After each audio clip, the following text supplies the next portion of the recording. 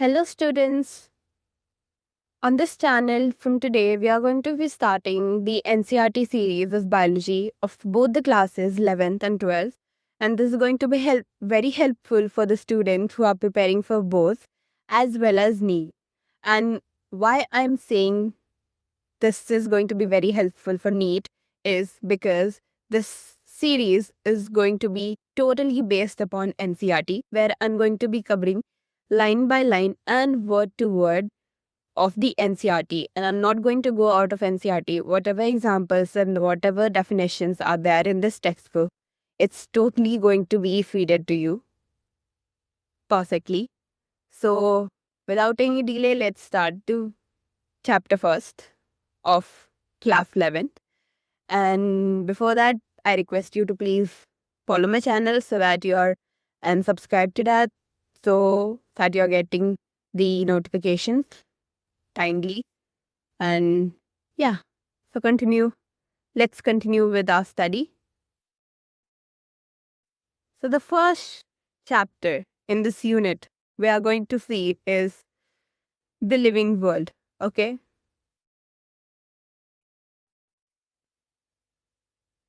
This is a very important page. If you are a NEET aspirant, you must be knowing how important it is to learn about the scientists as well as going through the summaries of which is given in the end of the chapter. So in this page, it talks about the very famous scientist, that is Ernest Mayr. Please remember the date which is given below, that is 1904 to 2004. It is very remember if you want to remember. Like it is very easy to remember. 1904 to 2004, right? He was born on 5th July. When?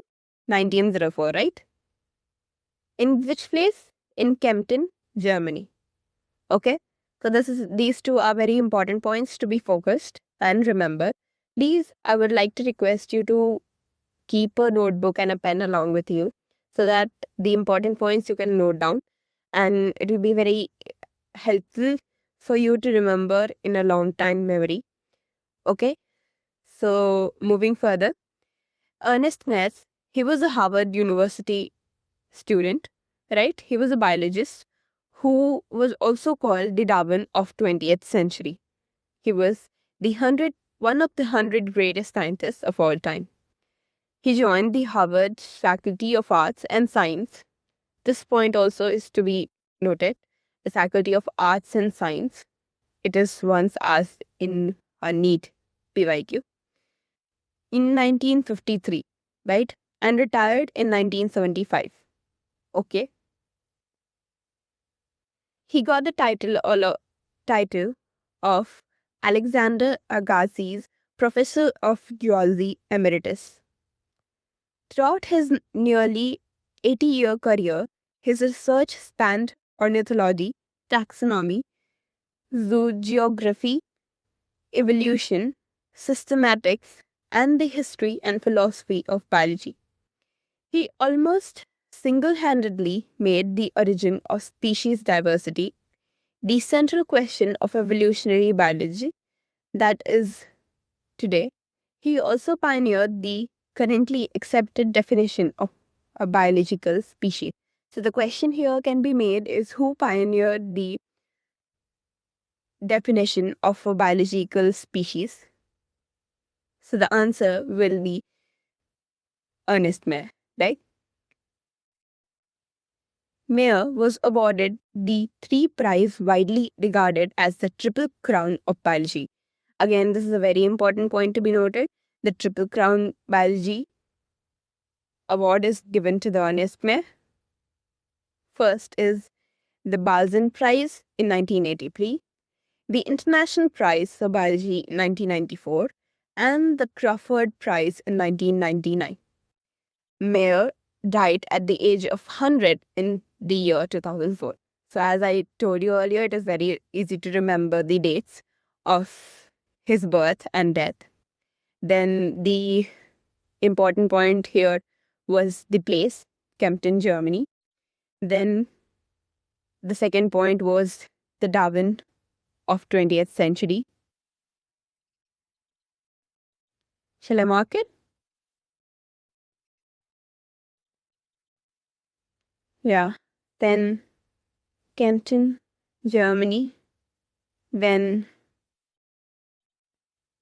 here we were having the triple crown fins of biology. What else was important here? The year of his death and birth. Alright? And if I miss out on marking any important points, please, when I'm saying itself, jot it down in your notebook. Alright? Now, moving on to the chapter, we are going to start the very first chapter, the living world. Okay? So, this para is basically talking about the existence of living against the non-living system. It is not much. You can go through that. There's no question that can be made from the para. So the real start begins from here. The first topic, diversity in the living world. If you look around closely, you will see a large variety of living organisms, be it potted plants, insects, birds, your pet, or other animals and plants. There are also several organisms that you cannot see with your naked eye, but they are all around you. If you were to increase the area that you make observations in, the range and variety of organisms that you see would increase. Obviously, if you were to visit a dense forest, you would probably see a much greater number and kinds of living organisms in it. Each different kind of plant, animal, and organism that you see represents a species. The number of species that are known and described ranges between 1.7 to 1.8 billion, and this recurs to biodiversity.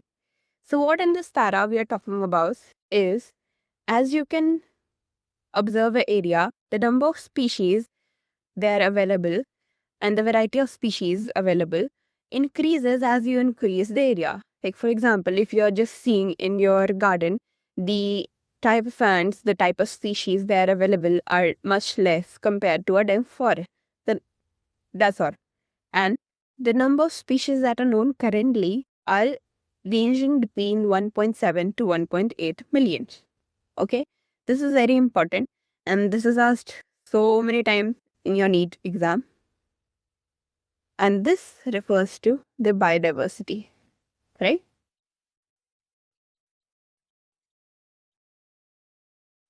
What is biodiversity? It is basically the type of organisms that are present on Earth. Okay, the different type of organisms living on together, they are known as biodiversity. Okay, you can remember this with separating the both words, bio and diversity. Diversity of biological species, right? So this is what it means. Now, moving further, we should remember that here are some here that as we explore new areas and even old ones, new organisms continuously are being identified, right? As stated earlier, there are a million of plants and animals in the world. We know that a plant and animal in our own area by their local name, right? If in your garden there is a mango tree, you will know it by the name mango tree, right? But if you see it scientifically, there is to be given a name. In Hindi, we say aam ka ped, but in English, we say mango tree. So, to keep that universal, scientists have developed a scientific name for each organism that is known as, with a method, nomenclature, and identification. Okay, that's what we are talking about further. As stated earlier, the million of plant and animal in the world, we know the plants and animals in our own area by their local name. These local names would vary from place to place, each within a country. Probably you would recognize the confusion that would be created if we did not find a way to and means to talk to each other, to refer to organisms we are talking about. Hence, there is a need to standardize the naming of a living organism such that a particular organism is known by the same name all over the world. This process is called nomenclature. And nomenclature or naming is the only process, only possible when the organism is described correctly and we know to what organism the name is attached to. So the process of knowing the type of organism is known as identification. Okay, so in order to facilitate this study, the number of scientists have established procedures to assign a scientific name to each known organism. This is acceptable to biologists all over the world. Kablan, scientific names are based on agreed principles and criteria which are provided in International Code of Botanical Nomenclature, that is ICBN. This is for plants. And for animals, the Code of Zoology Nomenclature, it is International Code for Zoological Nomenclature, that refers to as ICBN. So the full forms here are important to be remembered. What ICBN, what ICZN refers to, and what is it for some, right? The scientific name ensures that each organism has only one name, right? Descriptions of any organism should enable the people in any part of the world to arrive at the same name. They also ensure that such a name has not been used for any other known organism. That's how we distinguish, right? If the same name as yours is given to your friend, it'll be difficult, right? So that's what is universal, like one term is given to each organism, and that is universally based.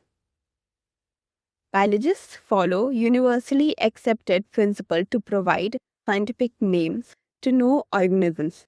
Now, there are the universal methods that are adopted to name a species. Each name has two components.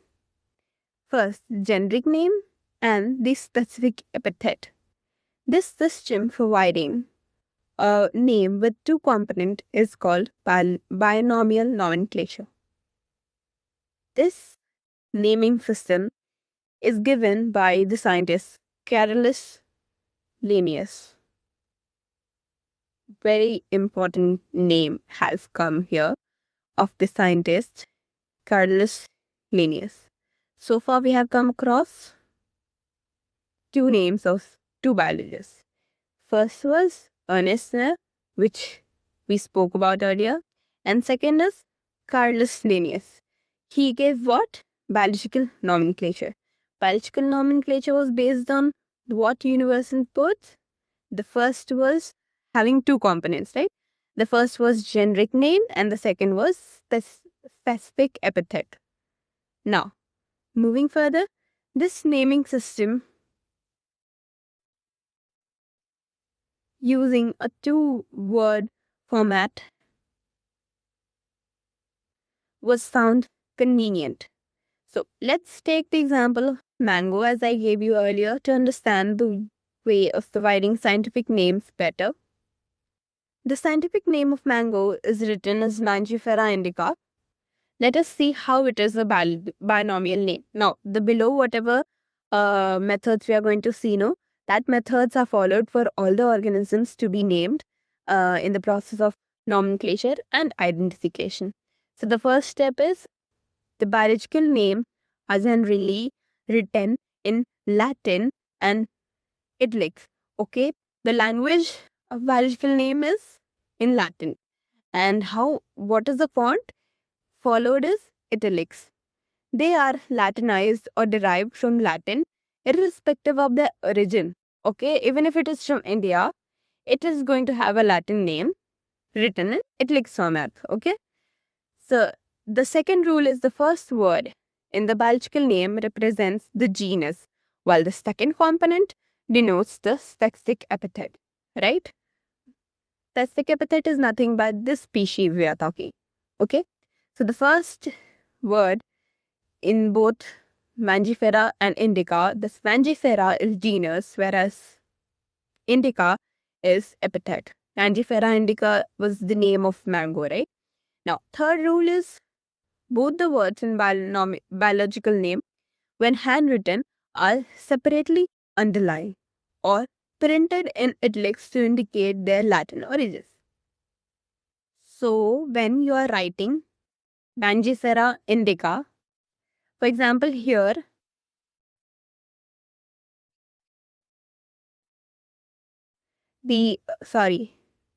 Mangifera indica, here we have the font in italics and it is printed. Okay, so it will be,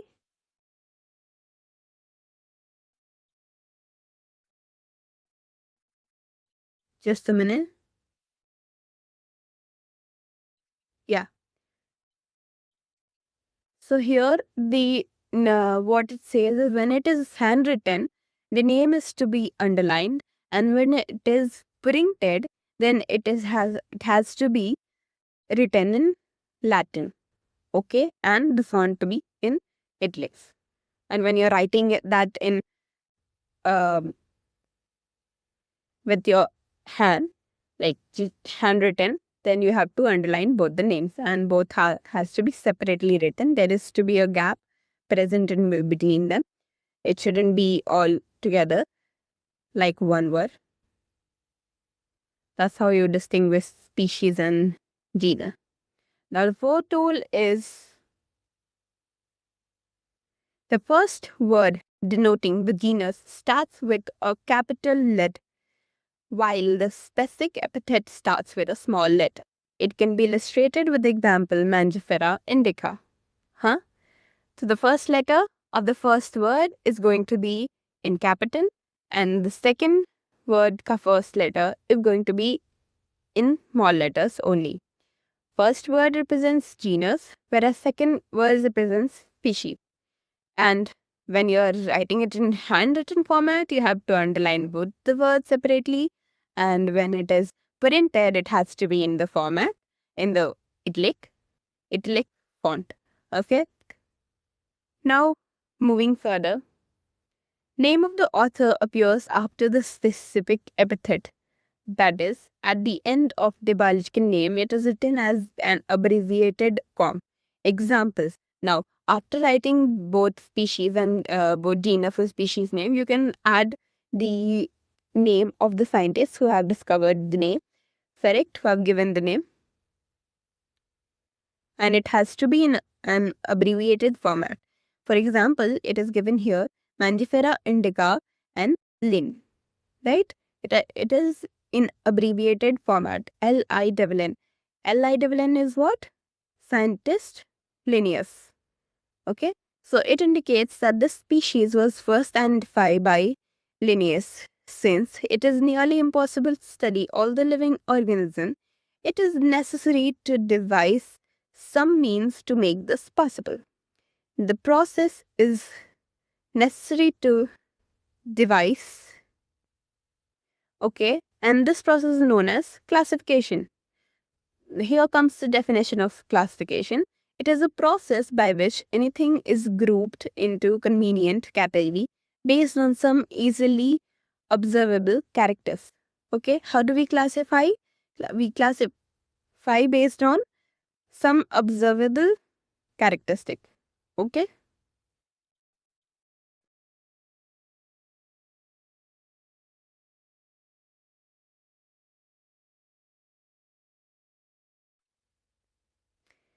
Classification we have seen now. Earlier what we had seen? Nomenclature and identification above, right?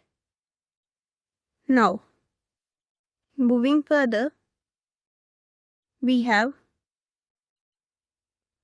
the moment we use any of these terms, we associate certain characters with the organism in that group.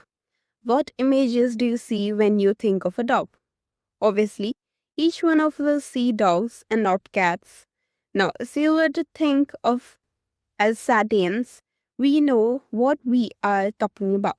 Similarly, suppose we were to say mammals, you would of course think of animals and external ears and body and hairs.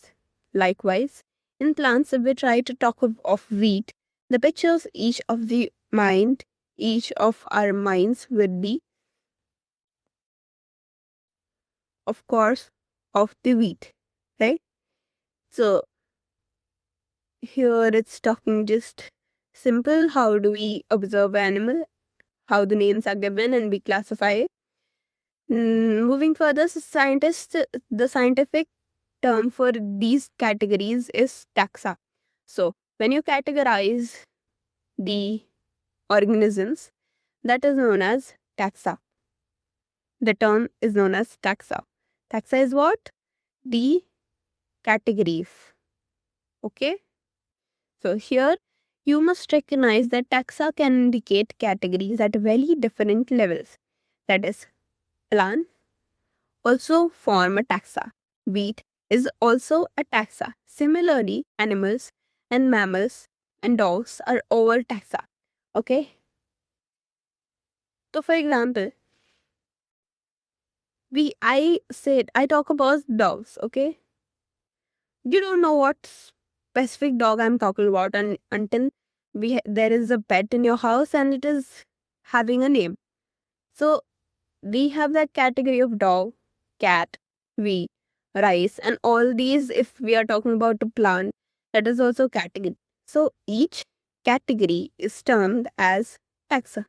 Therefore, animals, mammals, and dogs represent taxa at different levels.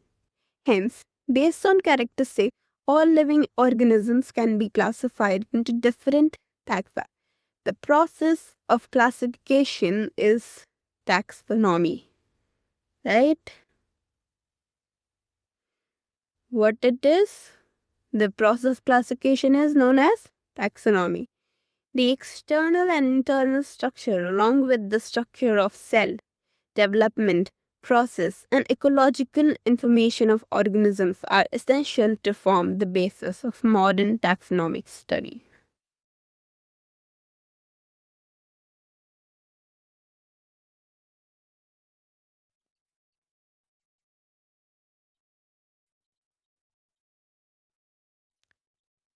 Students, here there's a very important sentence that you can underline in your textbook.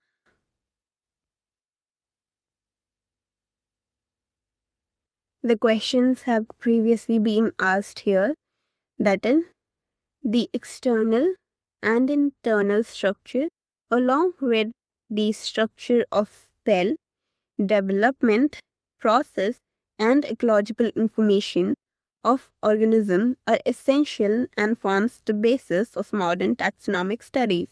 What question can be asked here? That what are, like, all these sentences will be given and one will be missing.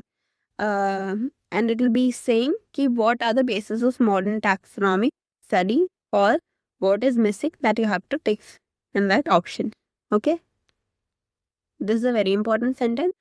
Another thing important was your taxa and the process classification known as taxonomy.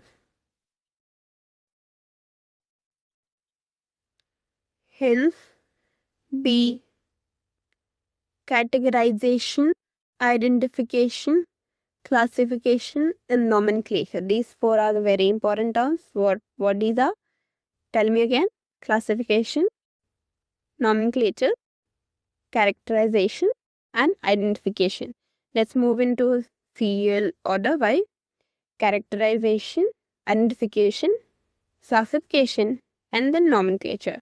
First you categorize based on characteristic, right? Then you identify what it is, and then you classify it, and then you name it. So that's how it is. These four are the bases of taxonomy. Taxonomy is not something new. Human beings have always been interested in knowing more and more about the various kind of organisms, particularly with reference to their own use. In early days,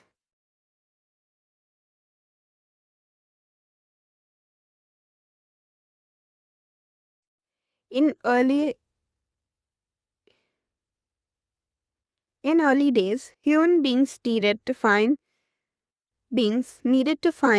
sources for their basic needs of food, clothing, and shelter. Hence, the earliest classifications were based on uses of various organisms. Again, an important sentence. What were the earlier based classification was based on? It was based on the uses of various organisms, right? Let me mark it.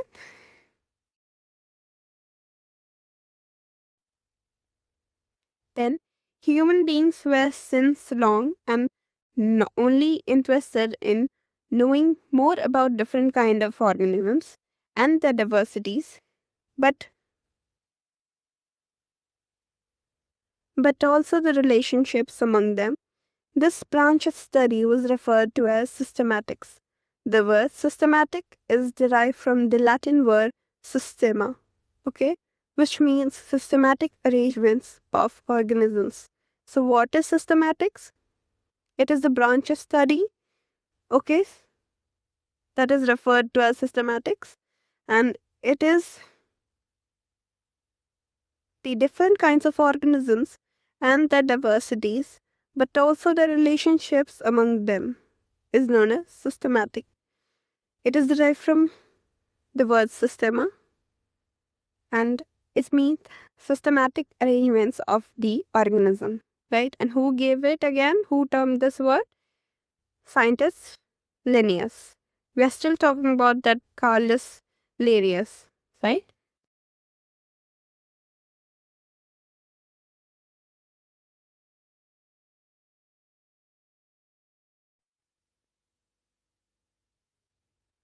Again, moving on further, we have a very important sentence coming here. That is, Linnaeus used Systema Nature as the title of his publication. This is again a very important, very important sentence which have been asked previously many times in NEET exam.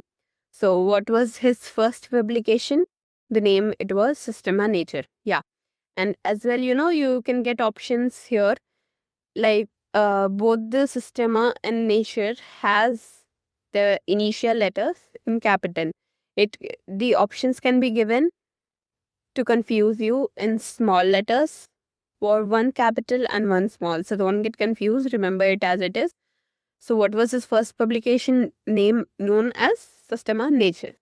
The scope and given by whom? Carlos Linnaeus, right? The scope of systematic was later enlarged to include identification, nomenclature, and classification. Systematics takes into account evolutionary relationship between organisms. It is not more important.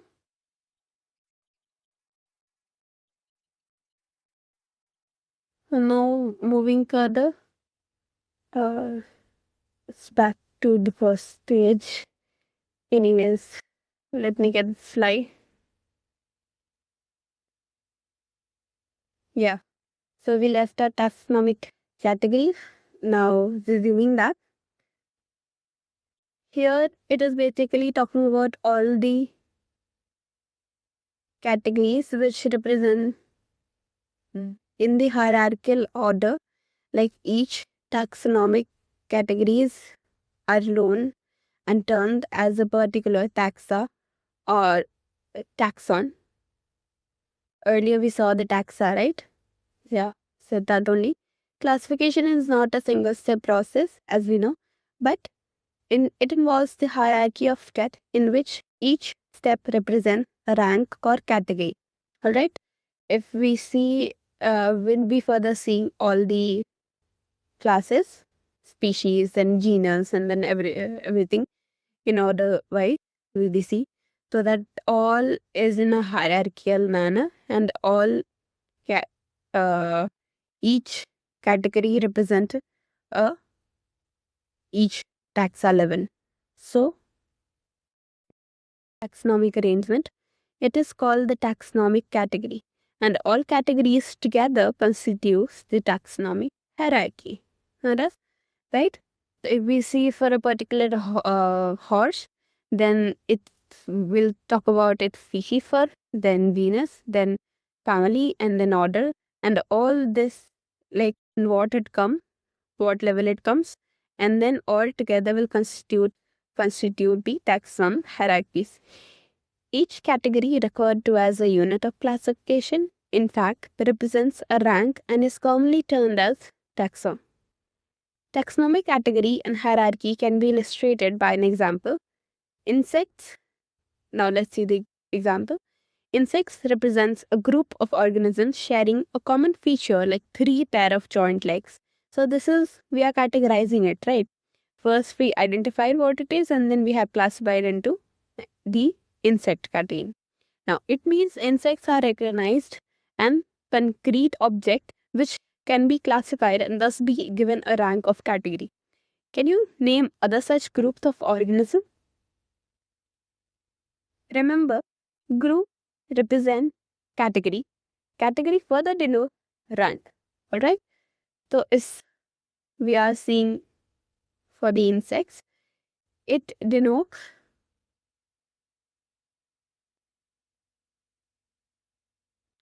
the insect represents the category, and that category further we see that denotes the rank. Okay, so each rank or taxon in fact represents a unit of classification.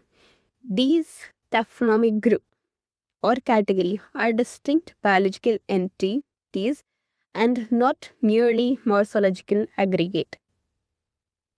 Taxonomical studies of all known organisms have led to the development of common categories such as kingdom, phylum, or division for plant, class, order, family, genus, and species. So, the taxonomical study of all organisms, they have been given in order of kingdom, phylum or division, class, order, family, genus, and species. This is a very important. If you are a beginner, you must be knowing how the order are very important to be remembered in a sequential manner. Now, all organisms include those in the plant and animal kingdoms have species and as the lowest category. What it says is all organisms, including those in the plant and animal kingdom, have species as the lowest category. So first, we'll be seeing about species.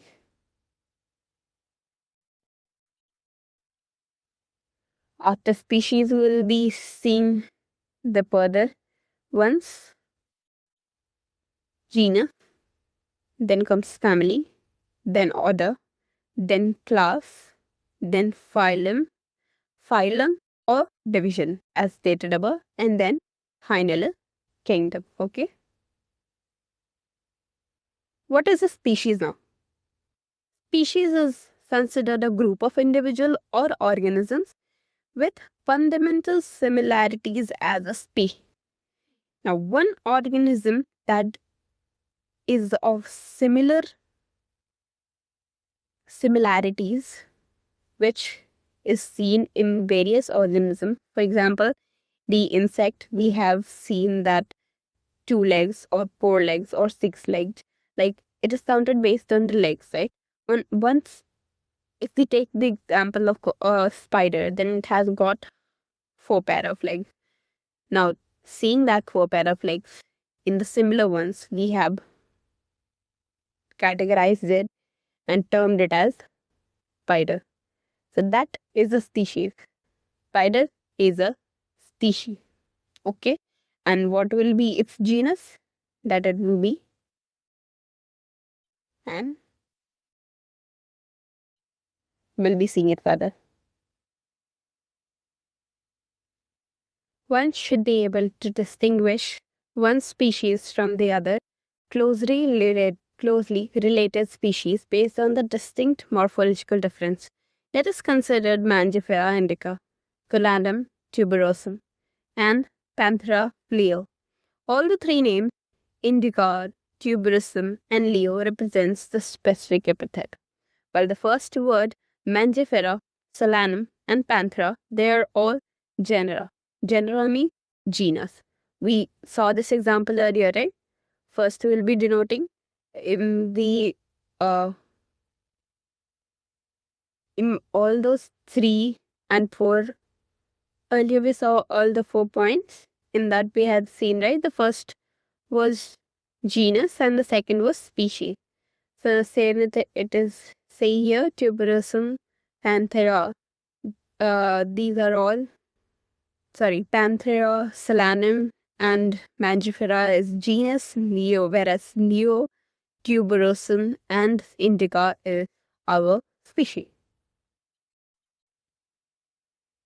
Now, genus represents another higher level of taxon or category.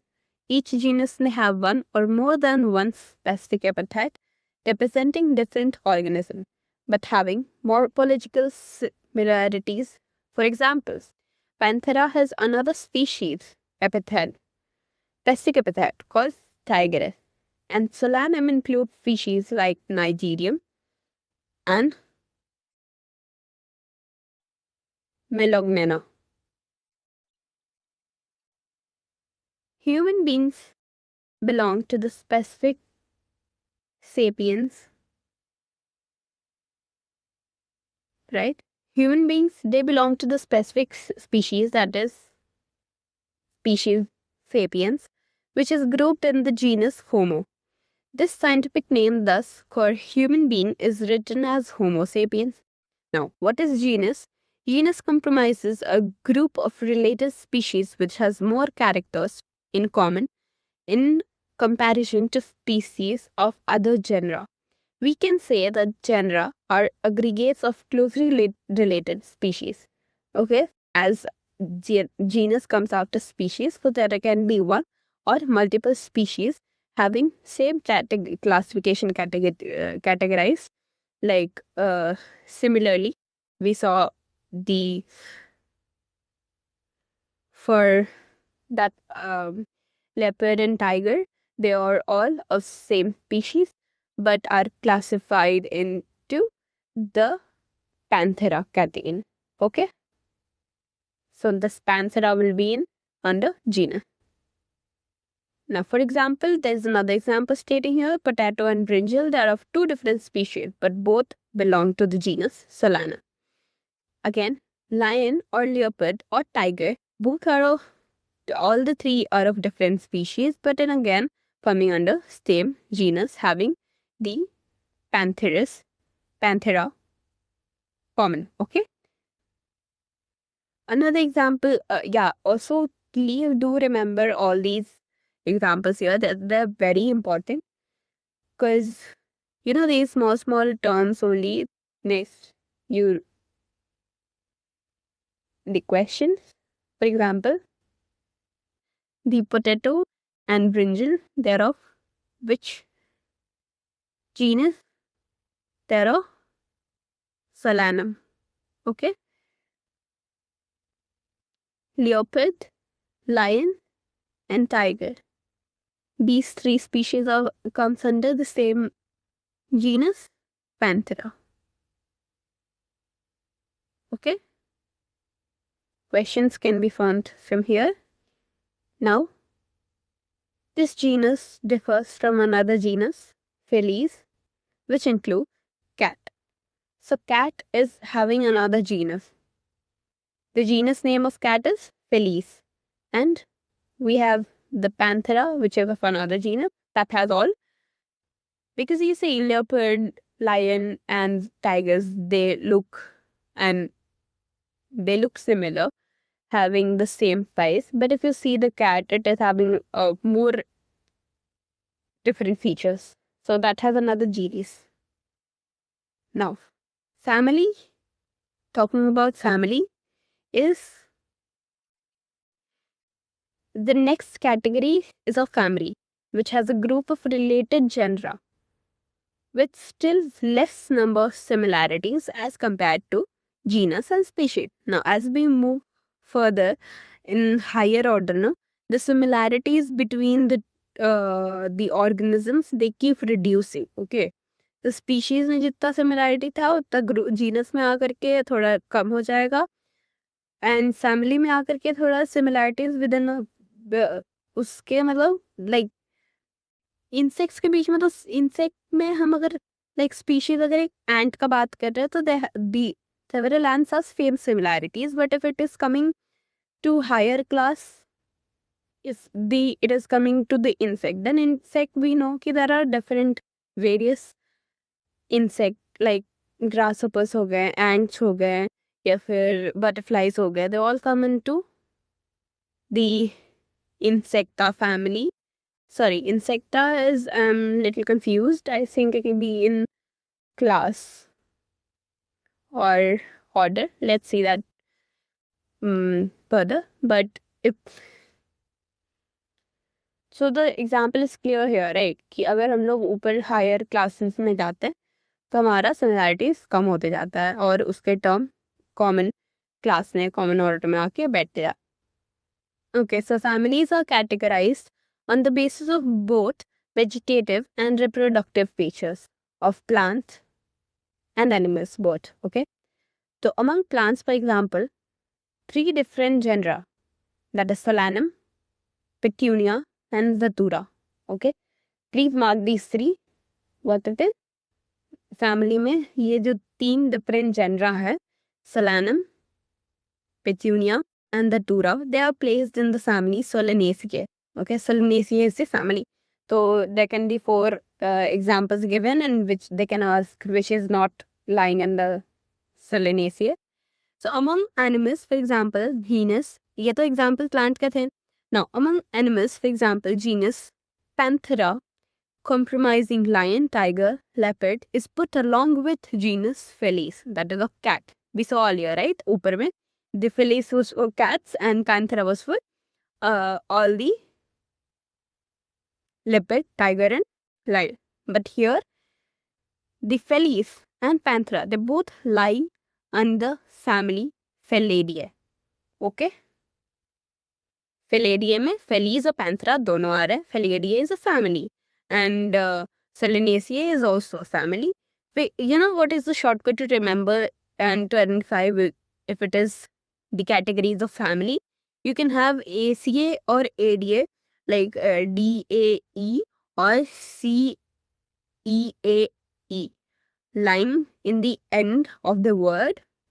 That with that you can identify that it is talking about family. Niche also you can see Felidae and Canidae respectively. Canidae is for dogs. Okay, don't get confused here. Canidae, that is cat. No, Canidae, that is dog, and Felidae is cat. Here is the sentence. Similarly, if you observe the picture of a cat and a dog, you will find some similarities and some differences as well. They are separated into 2 different families, that is Felidae and Canidae. Canidae is dog and Felidae is cat. Felidae में cat and Panthera both they were coming, and Canidae में like canines. Okay, like remember canines, the dogs have larger canines, right? With that, it's a trick. Remember, Canidae is the having dogs into its genus. Okay, sorry, family is the Canidae and genus is of dog.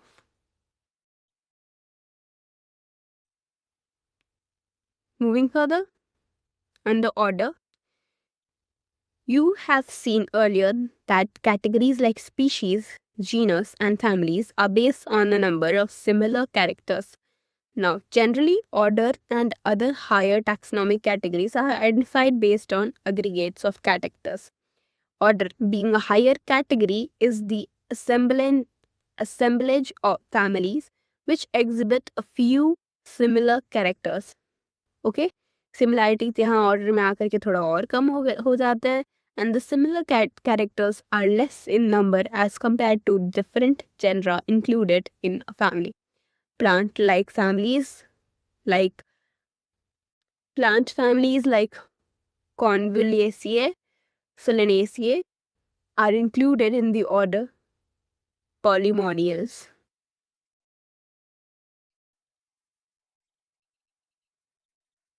Polynomials Solanaceae और कॉन्व्यूलेसिए को include करते हैं. ये हो गया हमारा class और ये हो गया हमारा ऑर्डर. ओके, तो क्वेश्चन यहाँ पे भी बन सकते हैं mainly based on the floral characters. ये हो गए.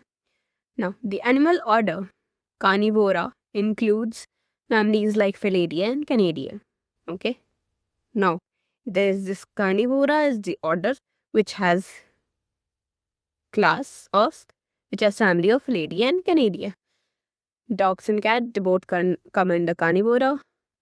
Then Convolvulaceae, Solanaceae they come under Polynomials. Moving further to class. This category includes related orders. For example, order Primata comprises monkey, gorilla, gibbon is placed in the class Mammalia, along with order Carnivora, which includes animals like tiger, cat, and dog. Class Mammalia has other orders also. Moving to phylum. Class comprises animals like fishes, amphibians, reptiles, birds, along with mammals, constitute the next higher category called phylum. All phylum based on the common features like presence of notochord and dorsal hollow neural system are included in phylum Chordata. We'll see about the neural system, this dorsal hollow neural system, presence of notochord. Yes, sir, we'll be seeing further in the coming chapters of animal kingdom. Then you'll get to know about it in details. For now, just remember that basis on these differences, we categorize it under phylum. Okay, and phylum is for plants and division is for animals. Now, the last higher level of taxonomy is of kingdom. In this, you can see this series. Okay, first we saw species, then genus, then family, then order, class, phylum or division, and then highest is kingdom. Okay, you search for a mnemonic or anything or any trick. With that you can remember this. Okay, very necessary to be learned in an order.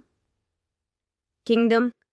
The all animals belong to various phyla are assigned to the highest category called kingdom Animalia in the classification system of animals, and the kingdom plant on the other hand, this is distinct and comprises all plants from various divisions. Hence, we will refer this to group as animal and plant kingdom. Okay. Further, we are having chapters totally upon plant kingdom and animal kingdom, where we are going to learn about various plants and animals. Okay. The taxonomic categories from species to kingdom have been shown in ascending order in this. Ascending order it is shown. However, taxonomists have also developed subcategories in these hierarchy to facilitate more sound and scientific placement of various taxa. Look at the hierarchy in figure 1.1. Can you recall the basis of arrangement? Say, for example, as we go higher from species to kingdom, the number of common characteristics goes on decreasing. Okay, so what is the question that is found here? The number of common characteristics goes decreasing when we go higher from species to kingdom in ascending manner. Lower the taxa, more are the characteristics that members within taxon shares. Higher the category, greater is the difficulty to determine their relationship or or the taxa at the same level. Basically, lower the taxa, more similar the characteristics are, higher the taxa, the less similarities are present. And in the end, we only have two kingdoms, one Plantae and second Animalia. Hence, the problem of classification becomes more complex. Table 1.1 indicates the taxonomic categories to which some common organisms like housefly, man, mango, and wheat belong. Okay, so this is also a very important table which has the biological name of all these four, their genus, their family, and order, class, and phylum, everything respectively. Okay, so let's learn this. Man, we saw what is the biological name? Homo sapiens, we know, right? For housefly, you must remember Musca domestica. Okay, for mango, the biological name is Mangifera indica, and wheat is Triticum aestivium.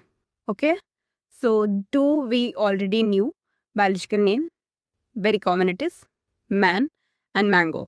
It is Homo sapiens and Mangifera indica. But for housefly, you can remember Musca domestica, and for wheat, it is Triticum aestivium.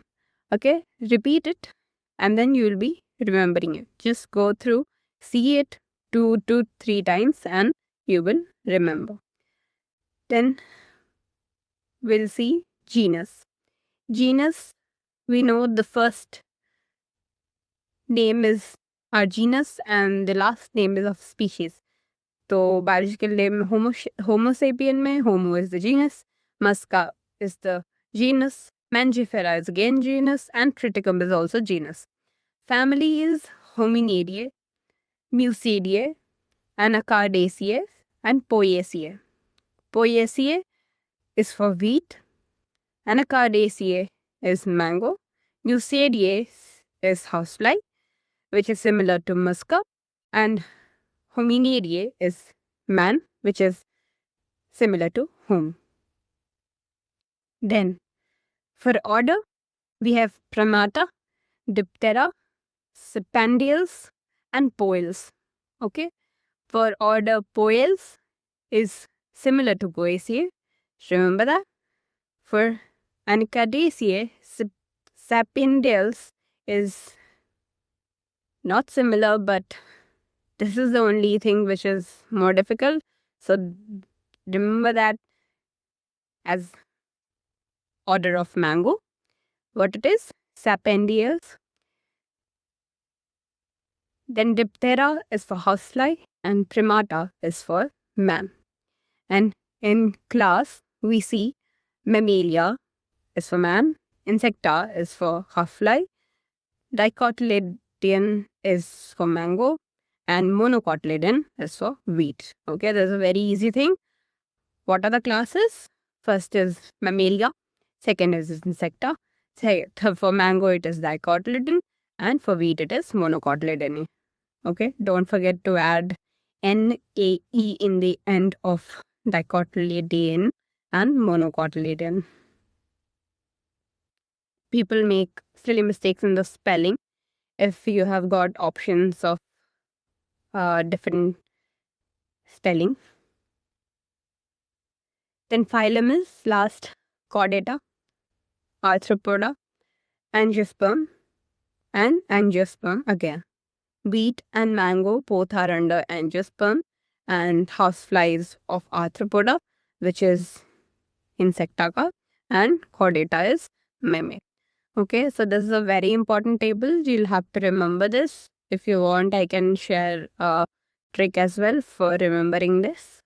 Or you can just remember the first letters of like few are very basic names which you will be remembering. If you cannot remember, so then make a table, write on the first letters of each columns, and then learn it as it is. That will help you memorize. Now let's go through the summary once very fast so that we don't miss out on anything. The living world is rich in variety. Billions of plants and animals have been identified and described, but a large number still remains unknown. The very range of organism in terms of size, color, habitat, psychological, and morphological features make us seek the defining characteristics of living organisms. In order to facilitate the study of kinds and diversity of organisms, biologists have evolved certain rules and principles for identification, okay, nomenclature, and classification of organisms. The branch of knowledge dealing with these aspects is referred to as taxonomy. The taxonomic studies of various species of plants and animals are used in agriculture, forestry, industry, and in general for knowing our bioresources and their diversity. The basis of taxonomy, like identification, naming, and classification of organisms, are universally evolved under international code. Based on the resemblance and distinct differences, each organism is identified and assigned a correct scientific biological name, comprising two words as per the binomial system of nomenclature.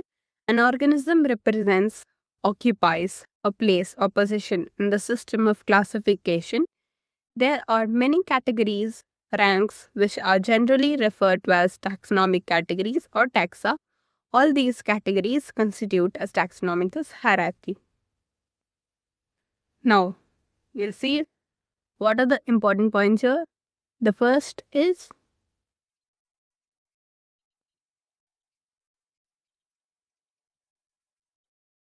defining characteristics. What are those? What are those? Size, color, habitat, psychological and morphological features.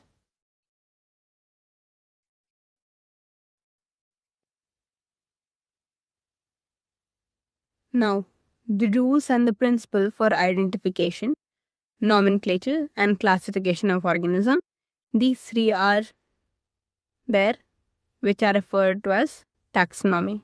Okay? How the taxonomic studies of various species of plants and animals are useful in what? Agriculture, forestry, industry, and it is not very important. And there is this third line, which is more important, that many categories or ranks, which are generally referred to as taxonomic categories or tax. Okay, the question can be, what are many categories and ranks generally referred to as? That is taxonomic categories or taxa. Okay, so here is the end of your lesson. I hope you all have understood everything, and once go through this lesson. This lesson is actually not very important, but yeah, all the points which I have highlighted and told you about, remember only those and note down all those in the uh, piece of paper, and that's all. You don't need to go through this chapter again and again. Just remember the four rules here, that ascending order of uh, kingdom, like ascending order of the taxonomy categories, then the process of nomenclature, what is nomenclature, identification, classification, and ICZ and ICBN. These are the important points, and these four are also important in the board as you are preparing for. Then these 4 points can be asked to be written, and the definitions of all those, and what is a taxa, what is tax, how is it, what is the classification of taxonomy, then systematics, and how it is written. This all in Latin and all. Okay, then taxonomic categories, ये सब important हैं कुछ कुछ जो भी मैंने underline कराया, and फिर ये सब तो like you have understood, and all the examples lying under here are also very important. Okay, so this is the end of your chapter. Let's take a leave now. It's already been an hour, and I'll end it. And do practice and revise. I'll be uploading more videos further for more chapters. Please like and subscribe. Okay? Chal, good day.